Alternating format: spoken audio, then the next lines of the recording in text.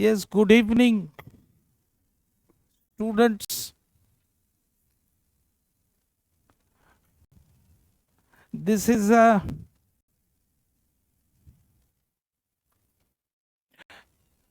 recorded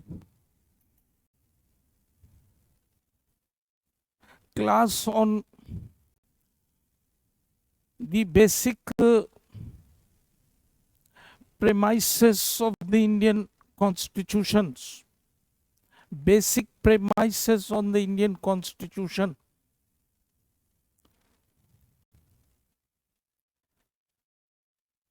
This is the, as you can see on the board, this is also called an introduction to the Constitution of India. So whenever you start with this subject matter, you should start with the introduction to the Constitution of India. Now, if you can see, kindly see the board.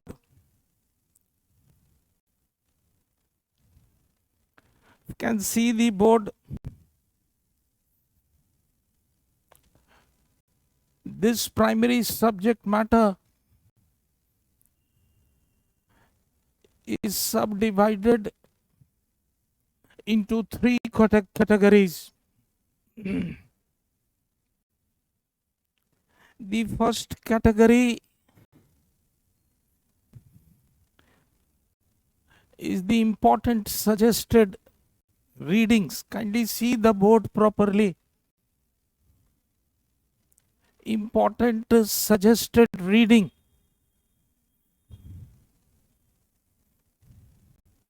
This may not be a problematic issue for everybody, but most of the students normally ask me as to what should be the simple book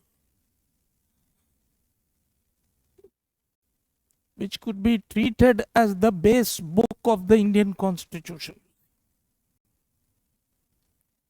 Here, whatever the study material is being given by this academy,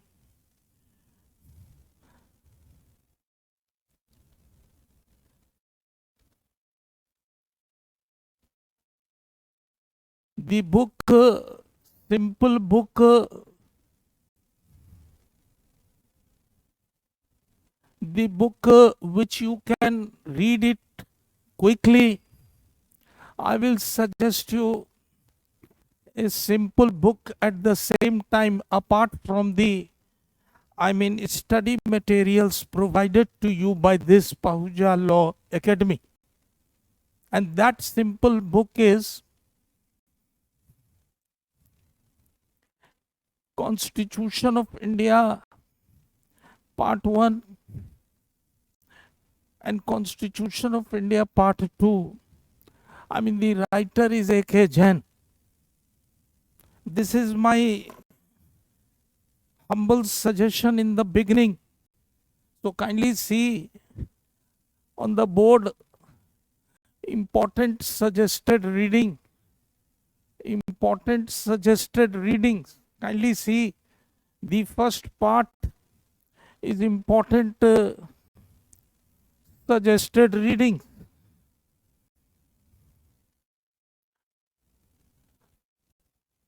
To solve this problem, I am suggesting an additional small but quick reading book, and that book is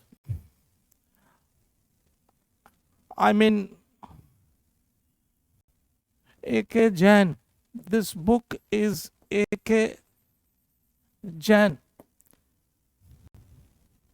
A.K. Jain, Part 1 and Part 2, Constitution of India.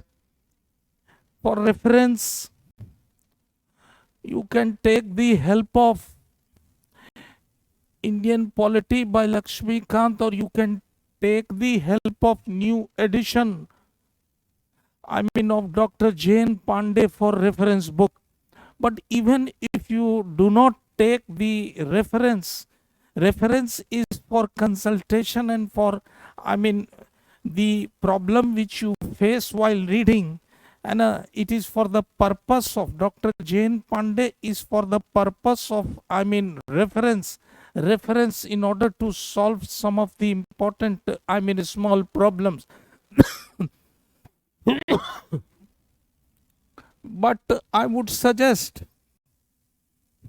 that bare text, you keep the bare text, and if you read the book written by A.K. Jain, Part 1 and Part 2, Constitution of India, I think you'll be largely in command of this subject matter.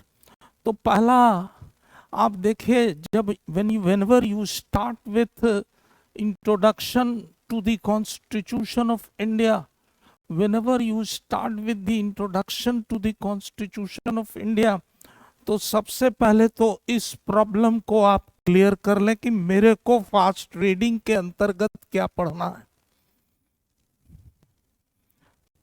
My humble suggestion here is that you should read this simple book at least 20 times.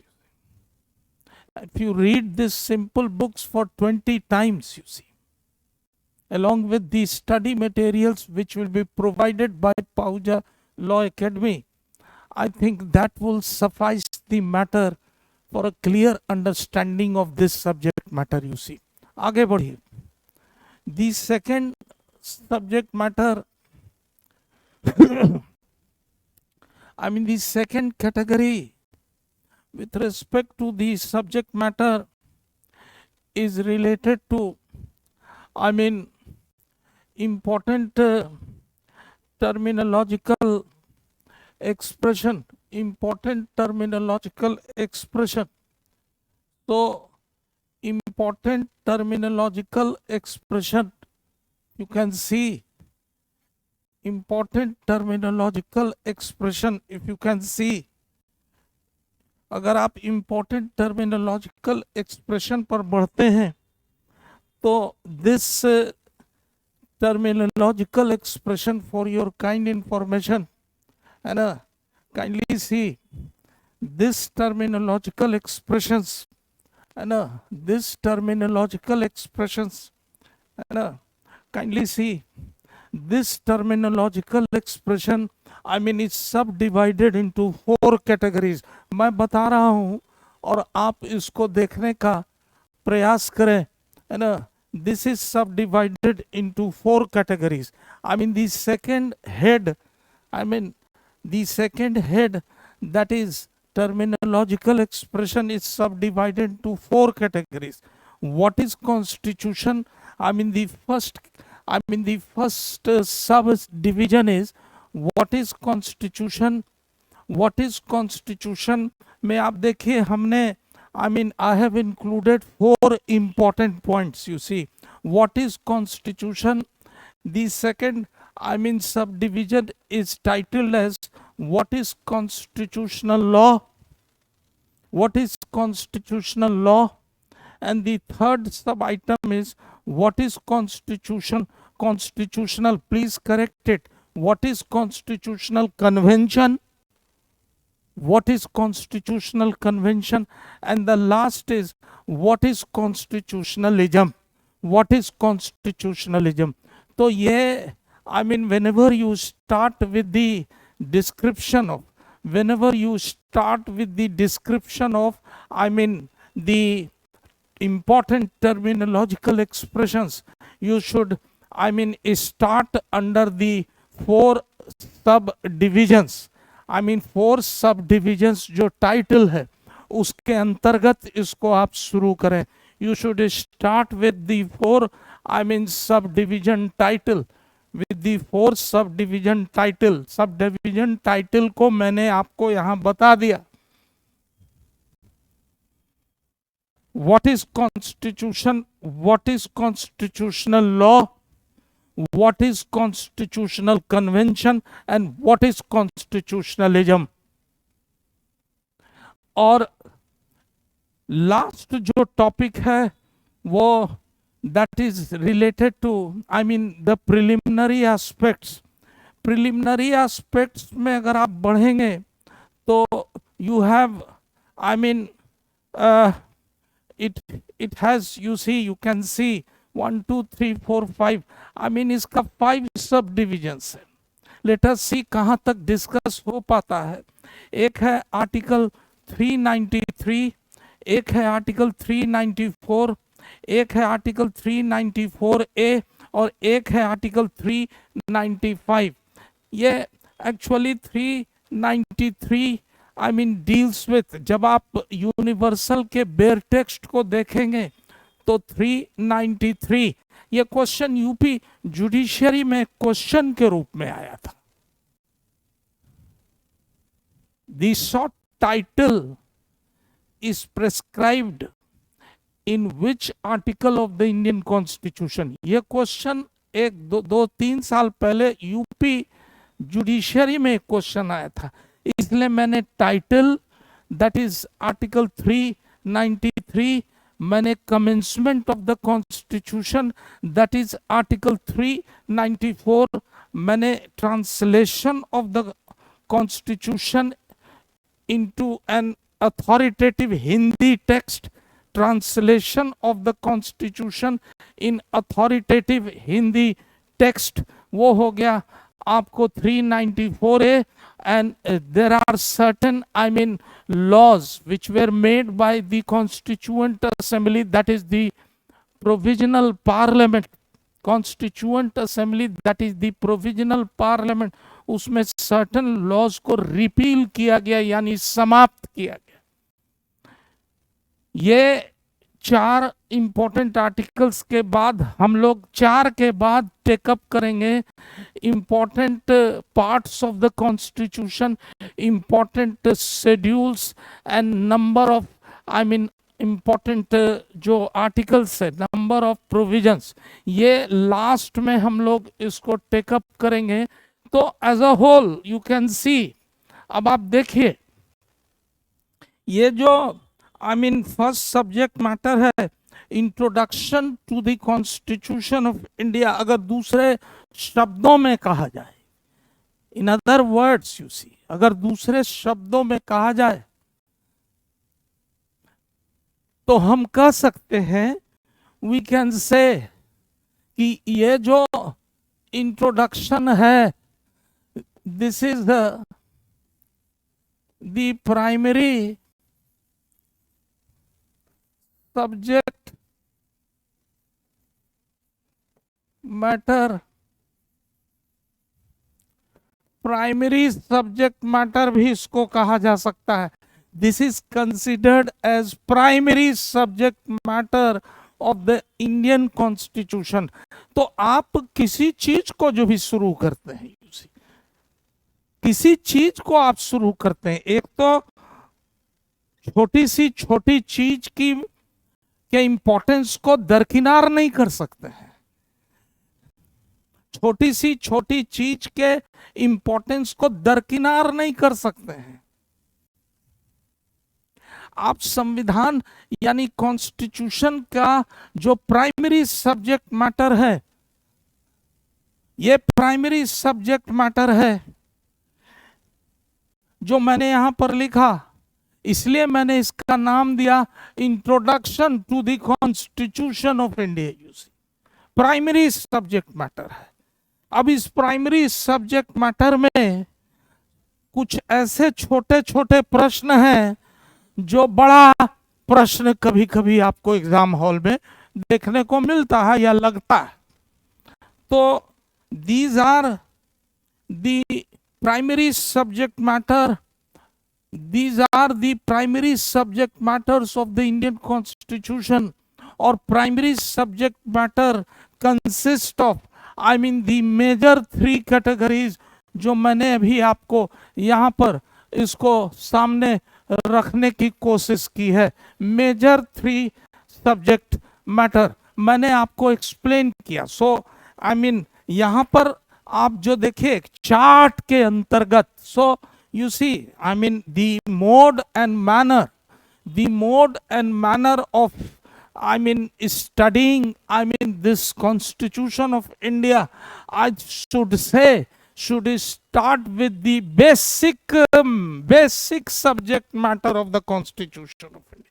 Should start with the, I mean, the primary subject matter of the Constitution of India. Should start with the introduction to the Constitution of India. You see, अब बहुत सारी ऐसी चीज है जो आप नहीं जानते होंगे, शायद नहीं जानते। तो एक पीडीएफ चार्ट के अंतर्गत, आप देखिए पीडीएफ चार्ट के अंतर्गत आप इस प्राइमरी सब्जेक्ट मैटर को, या दूसरे शब्दों में इसको हम लोग basic premises of the Indian constitution भी कहते हैं, और तीसरे शब्दों में इसको introduction to the constitution of India. तो मैंने पहला आपको हिंट दिया, I mean the first category important suggested जो रीडिंग है, इंपॉर्टेंट सजेस्टेड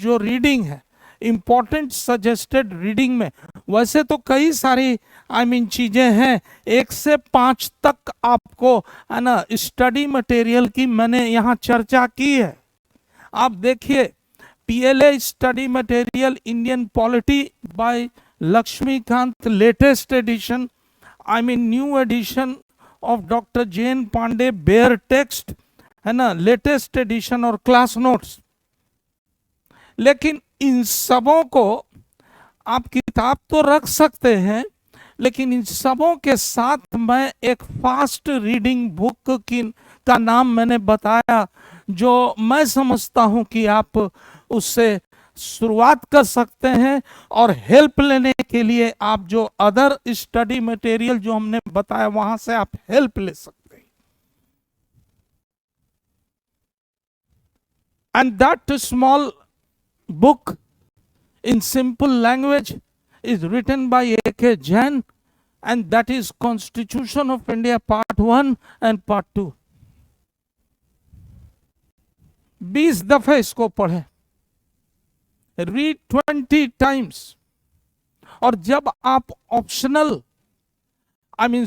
जब आप ऑफलाइन क्लासेस को इंक्लूडिंग ऑनलाइन जब अटेंड करेंगे यहां से, when you will start attending, तो बहुत क्लियर ढंग से आपको पता, मान लिया आप 20 टाइम्स नहीं, आप 10 टाइम्स या 5 टाइम्स भी पढ़ के आप क्लास में आते हैं, तो I think you will be able to understand, I mean the basic ingredients of the introduction to the constitution of India. अब देखिए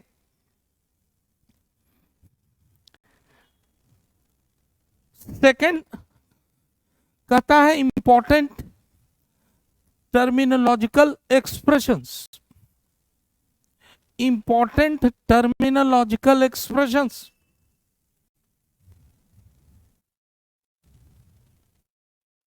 इंपॉर्टेंट टर्मिनोलॉजिकल एक्सप्रेशंस।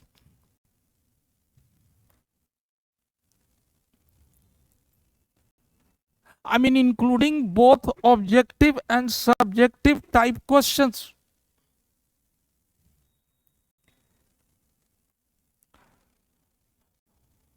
तो पहला एक्सप्रेशन है कि व्हाट इज कॉन्स्टिट्यूशन।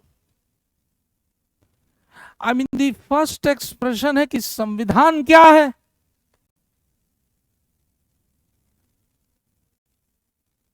अब देखिए, now kindly come to the board. पहला जो एक्सप्रेशन है वो है कि संविधान क्या है ना, संविधान क्या है, what is constitution.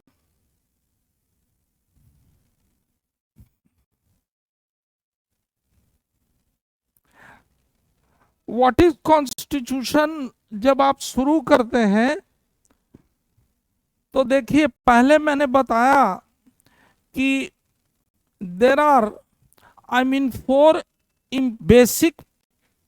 there are four important basic concepts of, basic कुछ कॉन्सेप्ट है, संविधान के बारे में कुछ बेसिक कॉन्सेप्ट। बेसिक कॉन्सेप्ट में मैं, जब बेसिक कॉन्सेप्ट को आप शुरू करते हैं तो पहले दो मैक्सिम है। There are two important maxims. Maxims को हम लोग हिंदी में है ना सूत्रवाक्य कहते हैं। There are two important maxims related to, I mean, constitution. Two important maxims. Two important maxims जब हम कह रहे हैं तो मैक्सिम क्या है? हमने कहा कि दो इंपॉर्टेंट मैक्सिम है। तो एक मैक्सिम है जिसको हम कहते हैं सैलस, है ना, SALUS, सैलस पॉपुली सुप्रीमा लेक्स एस्टो। सैलस पॉपुली सुप्रीमा लेक्स एस्टो। एक मैक्सिम तो ये है, हम फिर से पढ़ रहे हैं ना, kindly see the board. One, the first maxim is सैलस पॉपुली सुप्रीमा लेक्स एस्टो, ESTO, and the second maxim is, और जो सेकेंड मैक्सिम है वो है सुप्रीमा लेक्स, सुप्रीमा लेक्स। ये दो इंपॉर्टेंट सूत्रवाक्य है। I mean, these are the two important, I mean, maxims closely connected to the constitution whatsoever.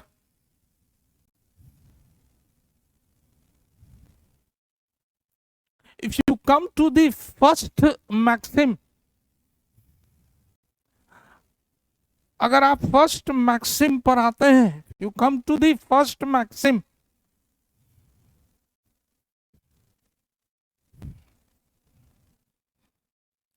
तो this maxim was given by, I mean, the Roman philosopher Cicero. इस maxim को, है ना,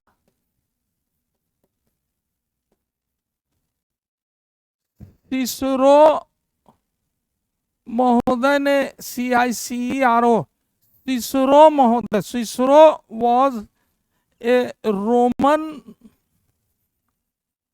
philosopher.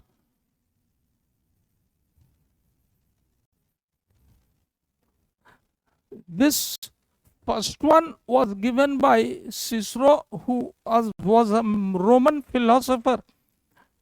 Cicero ने अपनी पुस्तक में, उस पुस्तक का नाम है, now kindly see, the name of that book is, I mean, De Legibus.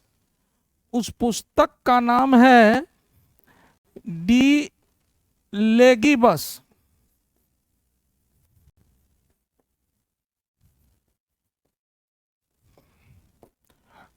D लेगिबस, इस पुस्तक में उन्होंने इस सूत्र वाक्य का इजाद किया। I mean, he propounded this maxim, सैलस पॉपुली सुप्रीमा लेक्स एस्टो। अब इसका रेफरेंस हम इसलिए दे रहे हैं, इसका रेफरेंस हम इसलिए दे रहे हैं, दो कारणों से दे रहे हैं। इसका रेफरेंस हम इसलिए दे रहे हैं because of two basic reasons. तो रीजन क्या है? इससे पहले कि हम रीजन को समझें, I mean, first let us understand the meaning of this, I mean, first maxim, Salus populi suprema lex esto. इसका एक सामान्य अर्थ क्या है? सामान्य अर्थ क्या है? क्यों हम इसको टच कर रहे हैं? उसको जानने से पहले इसके अर्थ को समझें. Let us understand the meaning of. The meaning is, it means, it means, इसका मतलब जो है वो है,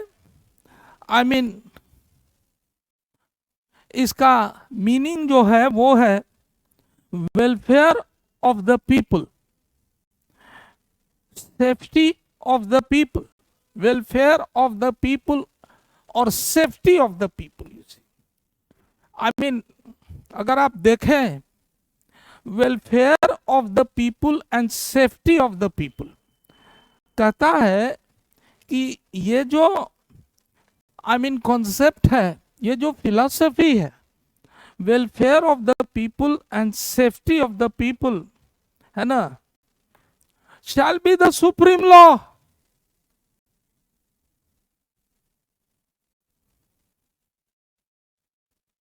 shall be the supreme law.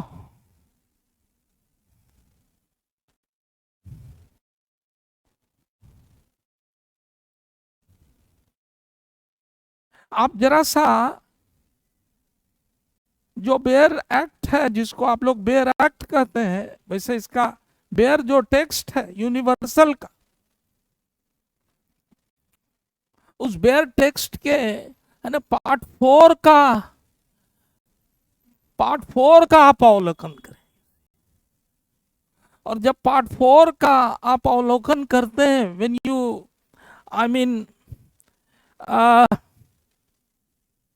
take the overview of part 4, so you will find, take the overview of part 4, तो you will find कि उसमें एक आर्टिकल है, that is आर्टिकल 38 क्लॉज 1. मैं लिंक कर रहा हूं. Now kindly see my approach. What is the approach? इस मैक्सिम को क्यों हम डिस्कस कर रहे हैं ब्रीफली? क्या मेरा mode and manner of study है? ये दो चीज को समझने का प्रयास करें.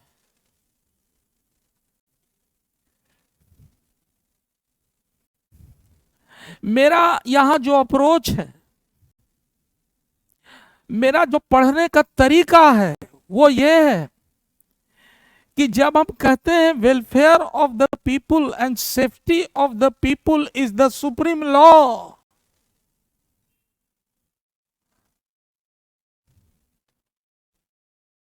तो स्वाभाविक रूप से इसको लिंक कीजिए. इस मैक्सिम को आप लिंक करें. लिंक समझते हैं,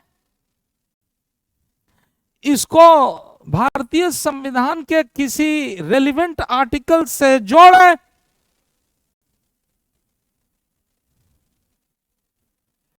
और वो रेलिवेंट आर्टिकल है article 38 clause 1.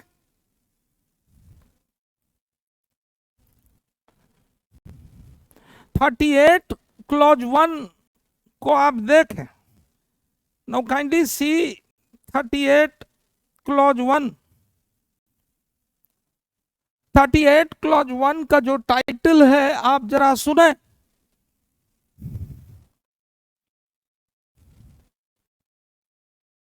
State to secure a social order state to secure a social order, for the promotion of the welfare of the people, for the promotion of the welfare of the people. यानी the moment आप सैलस पॉपुलिस सुप्रीमा लेक्स एस्टो को के अर्थ को बताते हैं तो naturally एक एग्जाम्पल के रूप में इसको हम लिंक करते हैं ना part 4 of the Indian constitution, that is directive principles of state policy से हम जोड़ते हैं और directive principle of state policy के स्पेशली आर्टिकल 38 क्लॉज 1 से जोड़ते हैं।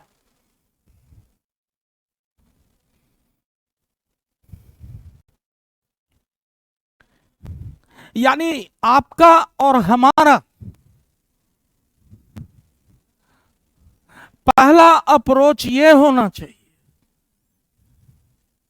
कि किसी भी सब्जेक्ट मैटर को आप डील कर रहे हैं, आपका और हमारा पहला अप्रोच ये होना चाहिए कि किसी भी सब्जेक्ट मैटर को आप डील कर रहे हो, चाहे प्राइमरी सब्जेक्ट मैटर क्यों ना हो,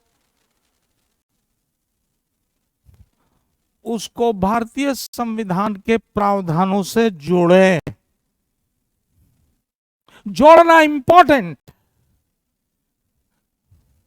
जोड़ना इसलिए इंपॉर्टेंट है कि कल जब आप मुख्य परीक्षा में या कंसेप्चुअल क्वेश्चन, वस्तुनिष्ठ प्रश्नों के अंतर्गत, ऑब्जेक्टिव क्वेश्चन के अंतर्गत अगर कोई कंसेप्चुअल क्वेश्चन आता है या मुख्य परीक्षा में कोई सब्जेक्टिव क्वेश्चन आता है, तो अगर आप जोड़ते हैं, है ना, किसी भी मैक्सिम को या किसी भी सब्जेक्ट मैटर को किसी आर्टिकल से अगर आप जोड़ते हैं तो 5 नंबर मानकर चलिए कि आपको एक्स्ट्रा मिलेगा।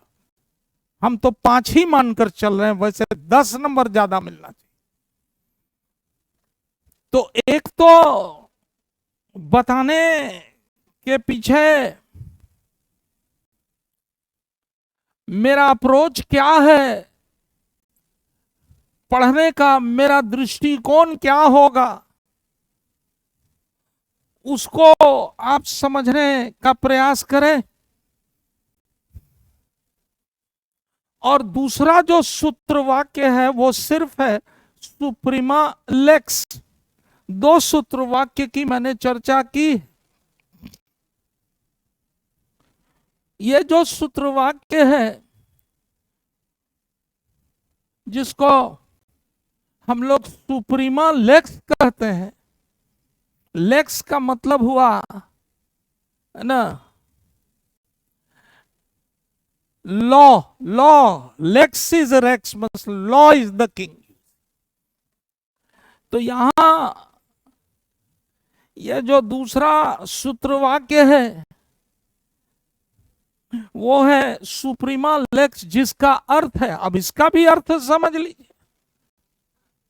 इसका अर्थ है paramount law of the land. Paramount, paramount जब हम कहते हैं तो मेरा मतलब हुआ सर्वोच्च विधि, paramount law of the land. You see, ये एक डिमॉन्स्ट्रेटेड रिकॉर्डेड क्लास है जिससे आपको यह पता चलेगा कि पहूजा लॉ एकेडमी में मॉडर्न मैनर ऑफ स्टडी क्या है। एक चार्ट के अंतर्गत आपको एवरी सब्जेक्ट मैटर को डील किया। पैरामाउंट, और इसलिए शायद, और ये जो मैक्सिम है सुप्रीमा लेक्स, ये मैक्सिम यूएस कॉन्स्टिट्यूशन से इंस्पायर्ड है।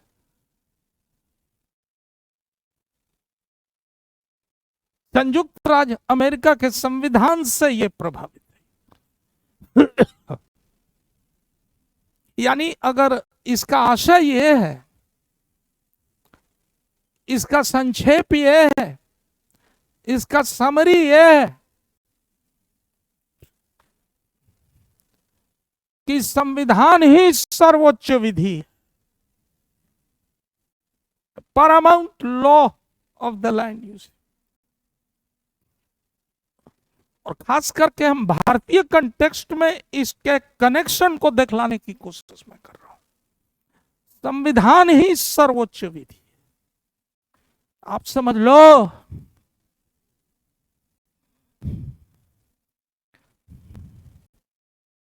तो एक तो दो मैक्सिम हो गया। व्हाट इज कॉन्स्टिट्यूशन को समझने के पहले पहले दो मैक्सिम को हम लोगों ने समझा।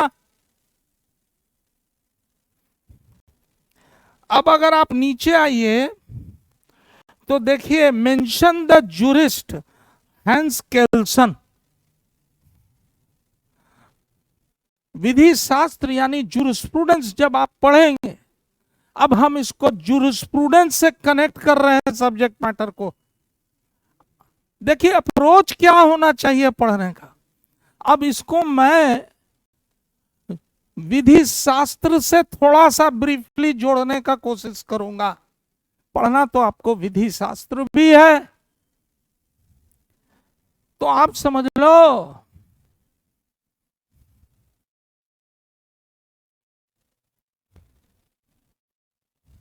हैंस केल्सन की जब बात करते हैं, 20वीं सदी का एक ऑस्ट्रियन विधि शास्त्री था। He was an Austrian jurist. इसने एक थ्योरी दिया,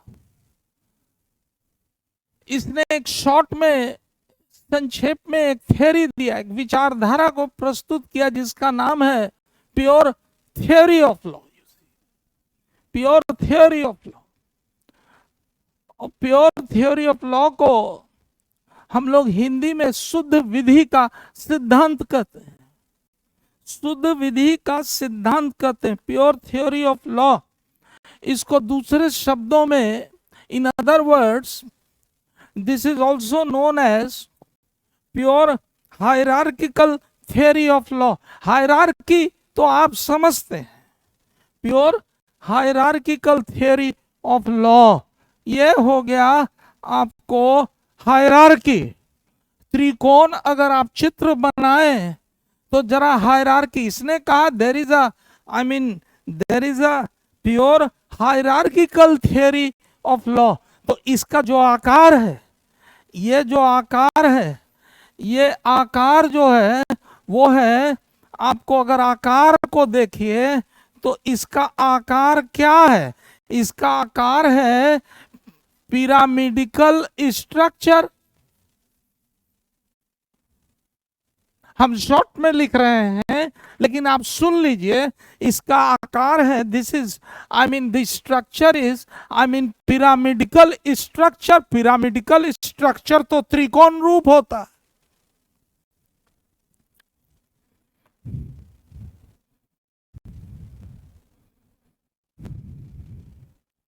तो उसने कहा कि इस हायरार्किकल थ्योरी ऑफ लॉ पर सबसे टॉप पर जो है, टॉप पर जो नॉर्म्स है, उस टॉप पर नॉर्म्स को हम लोग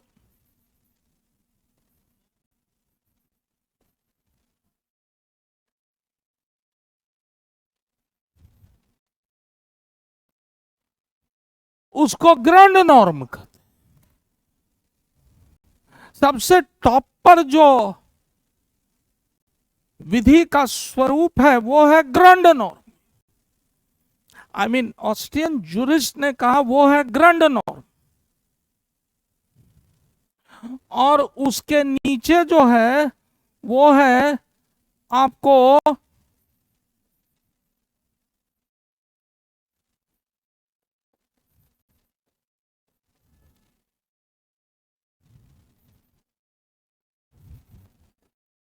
सबऑर्डिनेट लॉज, यानी अधीनस्थ विधि।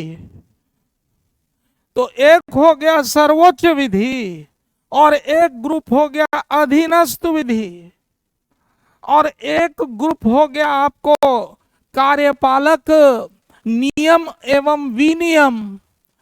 तो आप ऐसे भी समझ सकते हो कि यह जो पिरामिडिकल स्ट्रक्चर दिया लॉ का, I mean pyramidical, I mean pure hierarchical theory of law का जो स्ट्रक्चर दिया, और ये structure, this structure is characterised by pyramidical structure of law. आप समझिए, मेरे बेस को समझिए, जिसका आकार यह है कि यह एक पिरामिड के आकार की संरचना है, जिसके टॉप पर हो गया सर्वोच्च विधि, जिसको ग्रैंड नॉर्म कहा गया। आई मीन ऑस्ट्रियन जूरिस्ट ने ग्रैंड नॉर्म का, जूरिस्प्रूडेंस में आप पढ़ेंगे, जिसको ग्रैंड नॉर्म कहा गया। तो एक्चुअली उसने यही, एक्चुअली वो कहना यह चाह रहा था, I mean what he was trying to say, वो कहना यह चाह रहा था कि जो अधीनस्थ विधि है, जो सबऑर्डिनेट लॉज है, जो सबऑर्डिनेट नॉर्म्स है, जो सबऑर्डिनेट रूल्स है, I mean those subordinate rules are controlled by the grand norm. That is controlled by the grand norm. That is controlled by the grand norm.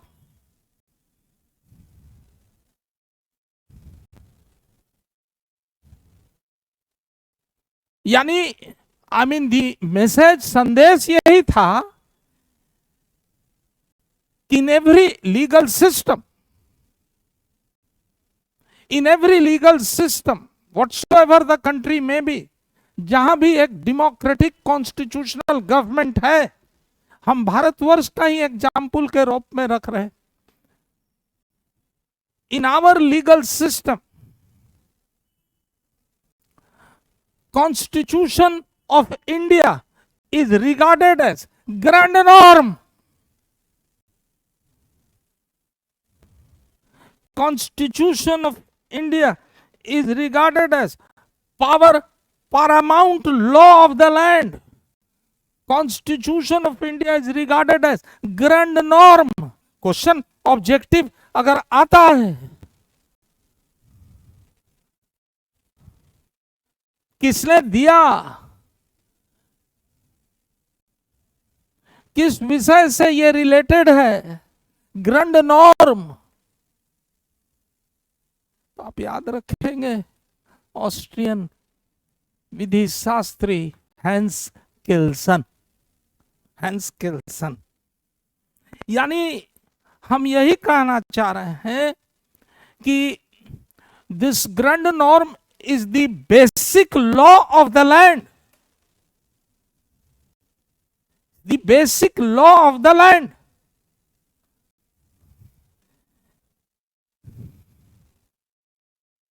और मैं नहीं बोल रहा हूं,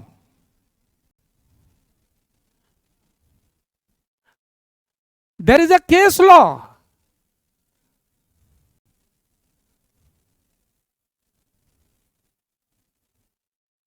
इंडियन केस लॉ है एक, ये मैं नहीं बोल रहा हूं।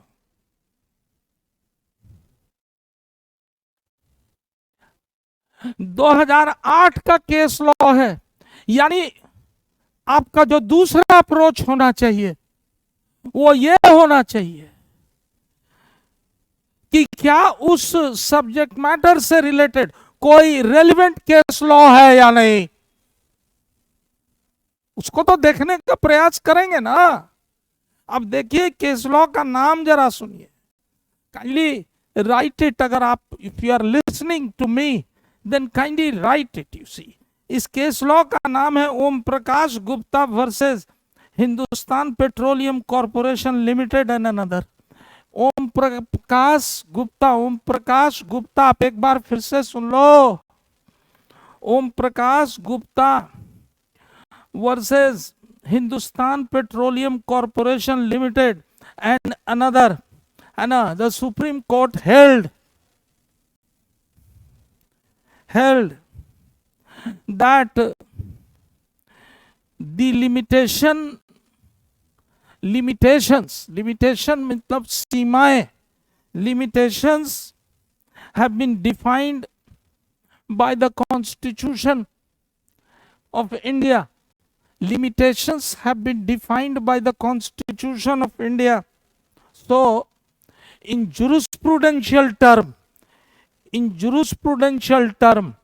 the Constitution of India may be considered as the grand norm.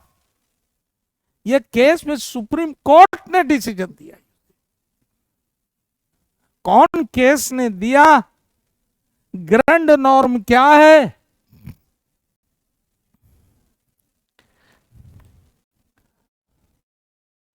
तो शुरू में जब आप लिखते हैं तो देखिए, हमने पहले 4 पॉइंट दिया है. Pure theory, pure hierarchical theory of law, grand norm in jurisprudence. तो शुरू में अब आप जरा सा समझ लें, इस बात को समझ लें. मेरा अप्रोच ऑफ स्टडी क्या है? मेरा अप्रोच ऑफ स्टडी यही है कि जो बेसिक से बेसिक चीज है, जब आप प्राइमरी सब्जेक्ट मैटर को डील कर रहे हैं, तो जो बेसिक से बेसिक चीज है, उस बेसिक चीज को पहले समझने का प्रयास करें. एक क्लास में तो टोटल चीज रिकॉर्ड नहीं हो सकता है, लेकिन आप मेरे अप्रोच को समझें. I mean, you should understand the mode and manner of study.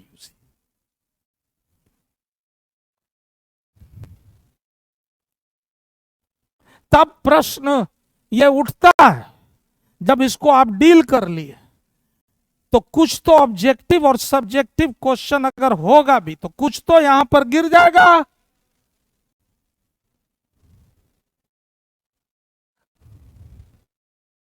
तो मैंने कहा कि मैंने इसको डील, यहां पर मैंने डील क्यों किया? मैंने डील इसलिए किया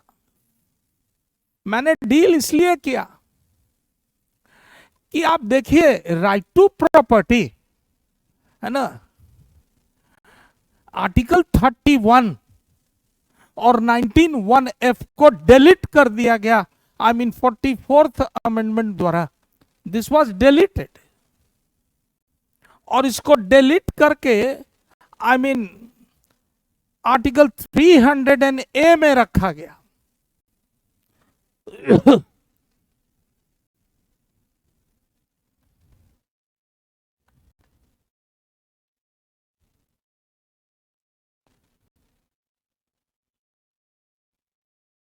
article 300A, if you kindly see article, मैं क्यों इसका रेफरेंस दिया, रीजन का वजह बता रहा हूं. आप जरा सा देखिए आर्टिकल 300A. आर्टिकल 300A को अगर आप देखें, persons not to be deprived of property save by authority of law.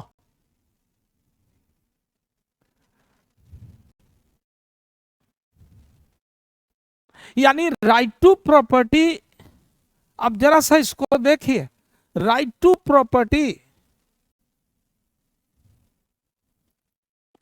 Is a constitutional right, no more a fundamental right.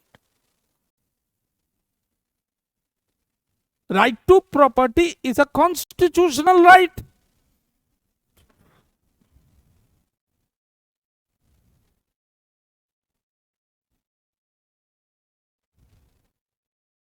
Constitutional right और फंडामेंटल राइट में क्या अंतर है, यह विषय अभी का नहीं है.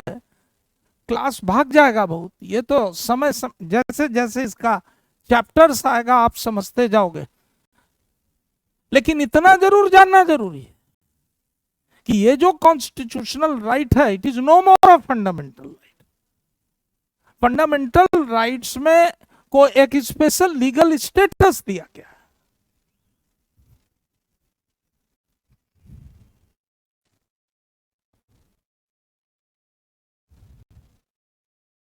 A special legal status is provided to fundamental right, and that legal status is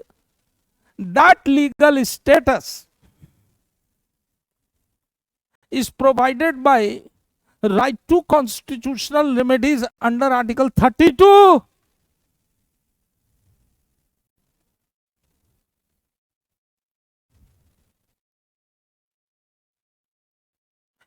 कि मौलिक अधिकार के प्रोटेक्शन के लिए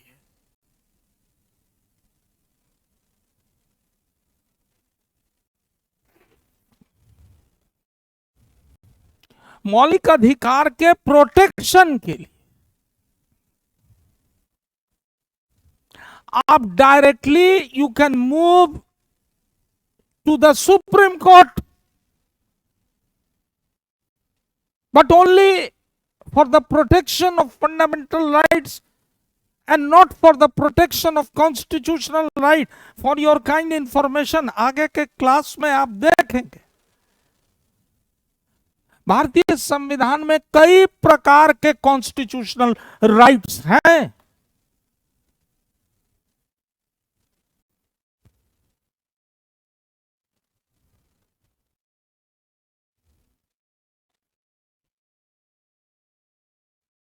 And access to remedy for the violation of this constitutional right, और अगर आपके इस कॉन्स्टिट्यूशनल राइट का अगर उल्लंघन होता है तो आप रेमेडी जो लेंगे वो आर्टिकल 226 के अंतर्गत लेंगे। Move to the high court under article 226।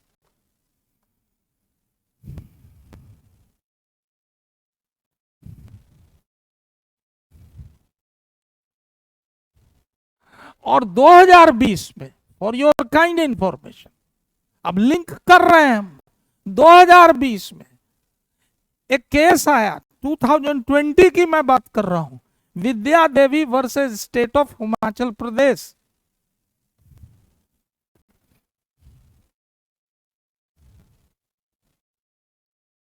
Supreme court ने यह माना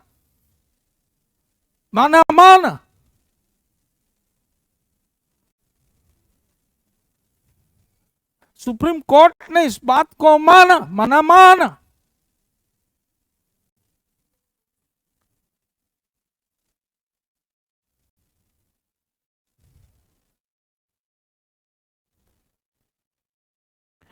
कि राइट टू प्रॉपर्टी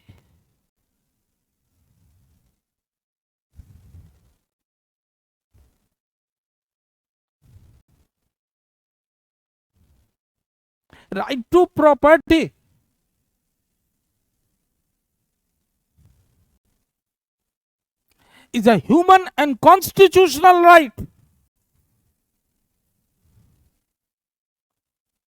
लेकिन फॉर योर काइंड इंफॉर्मेशन, आपकी सुविधा के लिए इस चीज को दिमाग में रखें,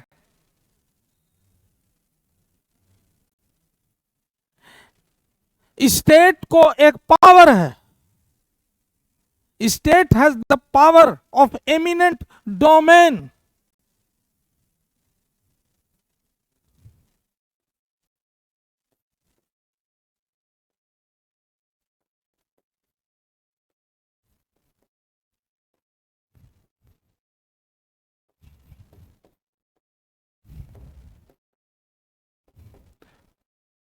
स्टेट को एक पावर है और इस पावर का नाम है the power of eminent domain.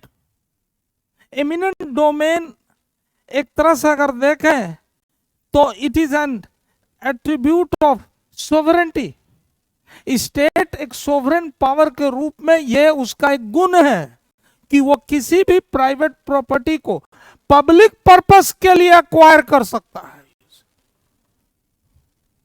Acquisition of private property, acquisition अगर आप देखिए, can see acquisition of private property है ना, is prescribed in list 3 concurrent list entry 42 में।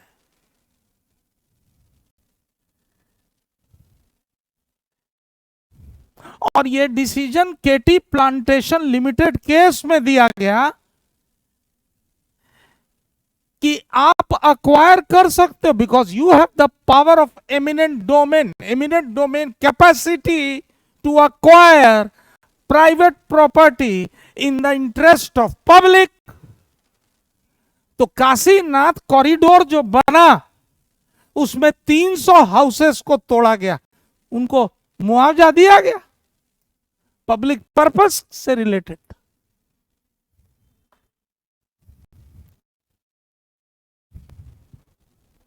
तो आप देखिए ये जो पहला मैक्सिम था, सैलस पॉपुली सुप्रीमा लेक्स एस्टो, जिसमें मैंने अर्थ बताया कि welfare of the people and safety of the people is the supreme law. अगर आप देखिए पब्लिक के इंटरेस्ट में, यानी इसको कनेक्ट करो, इस सूत्रवाक्य को आप, है ना, एक्विजिशन ऑफ प्राइवेट प्रॉपर्टी से कनेक्ट करो कि अगर हम अक्वायर करते हैं, है ना, फॉर पब्लिक बेनिफिट, तो ये एक्चुअली आप, ये इंस्पायर्ड है, इसकी प्रेरणा इस सूत्र वाक्य से मिली है, सैलस पॉपुली सुप्रीमा लेक्स एस्टो।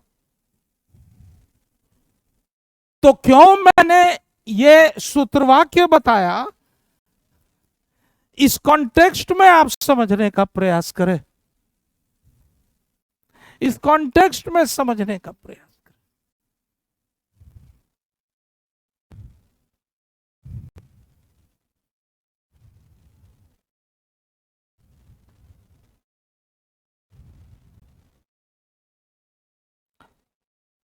तो द मोमेंट आप इसको एक्सप्लेन करते हैं, द मोमेंट आप इसको एक्सप्लेन करते हैं, व्हेन यू एक्सप्लेन, है ना,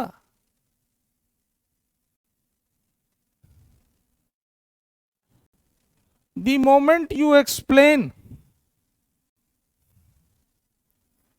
तब ये क्वेश्चन, यानी ये प्राइमरी बेस हो गया आपका।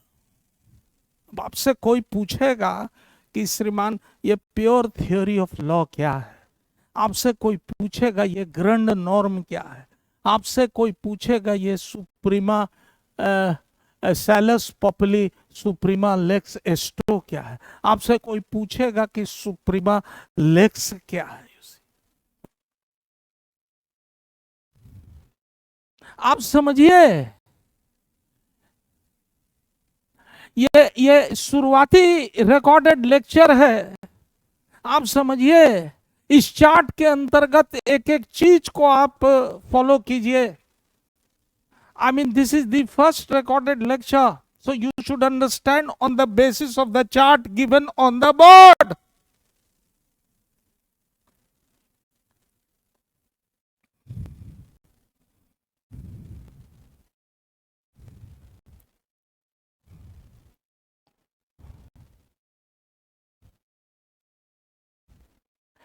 तब आपको समझना होगा इस चार चीज को, तब आपको समझना होगा ये तीन इंपॉर्टेंट जो सब डिवीजन बचा हुआ क्या है, आप समझ लो।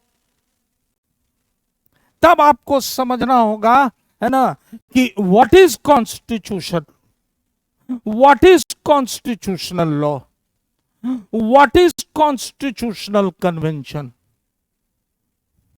एंड व्हाट इज कॉन्स्टिट्यूशनलिज्म, तब समझना होगा। Then only you can understand, है ना, ये जो 4 सब डिवाइडेड, I mean टाइटल्स, ये जो 4 सब डिवाइडेड टाइटल्स, इसको समझने का प्रयास करें। मैं समझता हूं कि एक रिकॉर्डेड लेक्चर में आप बेसिक चीज, इसलिए मैंने इसका टाइटल दिया है, आप देखिए, इसीलिए मैंने टाइटल दिया है इंट्रोडक्शन टू द कॉन्स्टिट्यूशन, या इसका टाइटल बेसिक प्रेमाइसेस भी हो सकता है।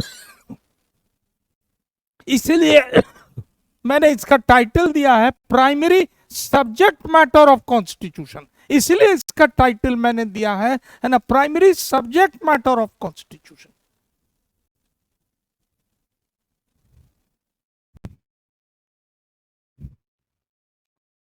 मैं समझता हूं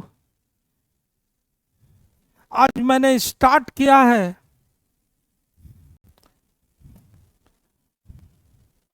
और अगर आगे जैसा डिमांड होगा तो हम लोग अकॉर्डिंगली, क्योंकि एक रिकॉर्डेड क्लास में संभव नहीं है, क्योंकि इंपॉर्टेंट क्लास है ना। मैं समझता हूं at least I mean 2 recorded class is important for completing this chart, this primary subject matter. तो इसको ध्यान में रखें और ऐसे समझने का आप प्रयास करें। Thank you.